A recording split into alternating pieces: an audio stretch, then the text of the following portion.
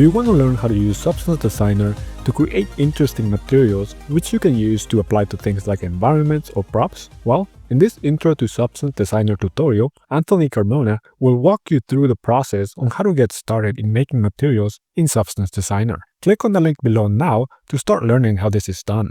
Anthony will start you off by explaining the theory behind physically based rendering, and from there he will show you the ropes to get started with the most useful nodes found within Substance Designer. This is a perfect tutorial for anyone who is new to Substance and would like to learn how to get started.